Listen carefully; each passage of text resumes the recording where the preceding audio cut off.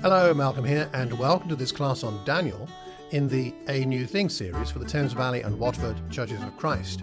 We're focusing on the first 6 chapters only, and you might want to review your understanding of the book by watching the Bible Project video that I have linked in the show notes, because we're not going to be going into the detail today, looking more at the threads and themes of the first 6 chapters. Let's have a dive in straight away and see what we may discover today, and keep in mind as we go through, what are the new things you're seeing here.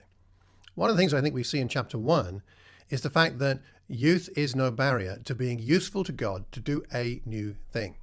It says about Daniel and his friends in chapter 1 verse 4, they were young men without physical defect and they were handsome. Key thing though, they were young.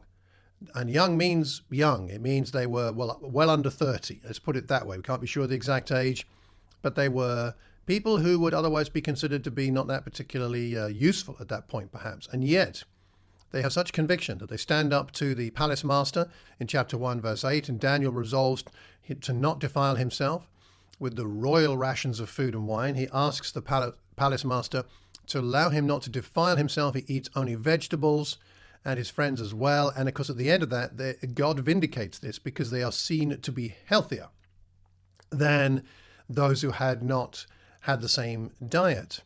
We see that God is recognized here. It says in chapter 1, verse 17, to these 4 young men, God gave knowledge and skill in every aspect of literature and wisdom. It was God who did it. One of the new things in our churches is that the next generation are coming through to positions and roles of responsibility, and it is vitally important that the older members encourage that, and it's vitally important that the young people in the church understand you are as capable as having tremendous impact for God as anybody else. We see this in Daniel. Now, what about chapter 2? In chapter 2, we see an emphasis that God's wisdom is superior. The king has a dream and he asks the normal people to interpret his dreams to do so, and they say what the king is asking is too difficult. No one can reveal it except the gods, whose dwelling is not with mortals. In other words, we don't have that connection with God or the gods. Then Daniel comes along and he's brought in and he says, well, no wise man, no enchanter, no magician, no diviner can show to the king the mystery that the king is asking. But, and this is the key thing, but there is a God in heaven who reveals mysteries. Daniel knows he has a connection with that God, that God is with him, God speaks to him, God reveals things to him, God's wisdom is superior, and God's wisdom is available to those who will, effectively listen to God. Isn't that a wonderful thing? Again, he's still a young man, but he understands that God is present. And there is, as a result, a recognition of this great God. Because the king says to Daniel in chapter 2, verse 47, truly, your God is God of gods and Lord of lords, Lord of kings rather, and a revealer of mysteries, for you have been able to reveal this mystery. Now, Daniel gets a lot of recognition here, but ultimately it is God that it is understood has given Daniel this power. Seeing a thread already. Chapter 3. In chapter 3, we had the situation with the burning furnace. And I think in this chapter, we see the significance of never compromising. When Shadrach, Meshach, and Abednego are brought before the king and they are charged with disobedience and they're going to be thrown into the fiery furnace, they say to him, if our God whom we serve is able to deliver us from the furnace of blazing fire and out of your hand, O king, let him deliver us. But if not, in other words, if he doesn't choose to do so, be it known to you, O king, that we will not serve your gods and we will not worship the golden statue that you have set up. We will not compromise whether God saves us from this specific situation or not. And what we learn from this is that faith-inspired resistance is the victory, not the specific outcome. Now, the outcome is good. They are not harmed by the fire. They are rescued. But the point I think we're meant to see is that it's their faith that's to be admired here. And they will have faith and trust in God no matter what the outcome is. This is very important for us as we attempt new things for God. In our own lives, in our local groups, we try new things. The issue is acting in faith, not whether what we hope and plan for or pray for actually happens. Because God may have another plan, but we may be learning things about him whilst we attempt these new things for him. Ultimately, there is also in this chapter a recognition of God's power and sovereignty. Because the king then says, after they are rescued, of course, I make a decree. Any people, nation, or language that utters blasphemy against the God of Shadrach, Meshach, and Abednego shall be torn limb from limb, and their houses laid in ruins, for there is no other God who is able to deliver in this way. Faith is vindicated and God is glorified. What about chapter 4? When we get on to chapter 4, we have Nebuchadnezzar having his horrific dream. No one can interpret it except Daniel. And again, we see that God is being emphasized as sovereign here. Daniel tells the king, you'll be driven away from human society. Your dwelling will be with the wild animals. You shall be made to eat grass like oxen. You shall be bathed with the dew of heaven. 7 times shall pass over you until you have learned that the Most High has sovereignty over the kingdom of mortals and gives it to whom he will. And Daniel pleads with him to humble himself. May my counsel be acceptable to you, verse 27. Atone for your sins, your iniquity with mercy to the oppressed, so that your prosperity may be prolonged. However, he does not heed this. And it says in verse 33, he was driven away from human society. He ate grass like oxen, and his body was bathed with the dew of heaven, until his hair grew as long as eagle's feathers, and his nails became like birds' claws. Very sad. God will not be mocked. However, even the kind of pride that Nebuchadnezzar had can be redeemed, because in chapter 4, verse 34, when that period was over, I, Nebuchadnezzar, lifted my eyes to heaven, and my reason returned to me. He humbled himself. And again, there is a recognition of God being God here, because also, verse 34, it says, I blessed the Most High. I praised and honored the one who lives forever. For his sovereignty is an everlasting sovereignty, and his kingdom endures from generation to generation. God is at work again and again. Chapter 5, 2 more chapters to go. In chapter 5, we find a situation where another king has arisen, and he has a rather scary experience of seeing the handwriting on the wall, and Daniel is brought in to help. But this is much, much later from the earlier chapters we've been looking at. He was a young man in chapter 1 and early on. Now he's an old man. Many years have passed. And what we see here is that Daniel's convictions have been maintained from his youth to his old age. The king is told that there's a man in your kingdom endowed with the spirit of the holy gods, Daniel 5, verse 11. In the days of your father, when he was much younger, he was found to have enlightenment, understanding, and wisdom like the wisdom of the gods. He's brought in, and how does he react? He reacts by being a prophet, telling the truth no matter the consequences. He says, you, Belshazzar, his son, have not humbled your heart, even though you knew all this. You have exalted yourself against the Lord of heaven. Verse 22 and 23. Verse 26, God has numbered the days of your kingdom and brought it to an end. You have been weighed on the scales and found wanting. Your kingdom is divided and given to the Medes and Persians. Verse 26 to 28. That king does not humble himself ultimately like Nebuchadnezzar. He ultimately, I suppose, recognizes God as being sovereign, but not willingly, unwillingly, because that very night he was killed. He was assassinated. God did what he said he was going to do. Darius takes over when he's 62 years old. Finally, chapter 6. In chapter 6, we have the lion's den, an incredible story about Daniel in the lion's den. And we find that he is accused of not paying any attention to the king, verses 13 and following. He's still saying his prayers 3 times a day. When the king hears this charge, he's very distressed. He's determined to save Daniel. He knows Daniel's a good guy. And until the sun went down, he made every effort to rescue him.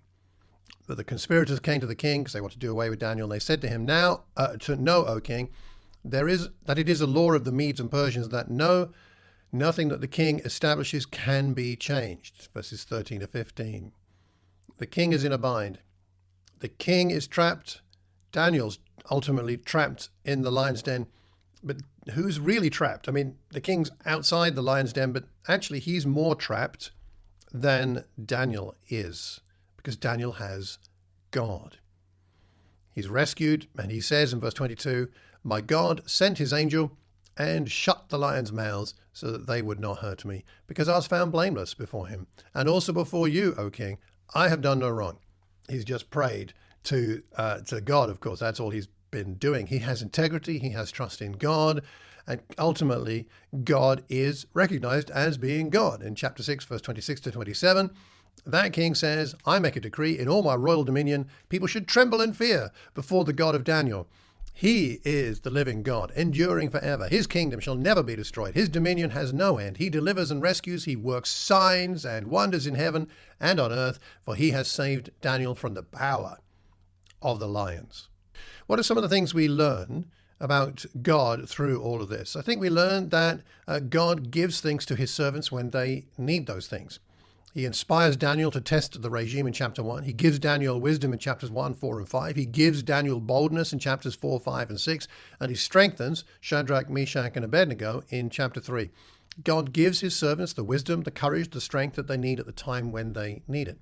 And God is for his servants. He blesses them. He improves their appearance as if that was possible in chapter 1.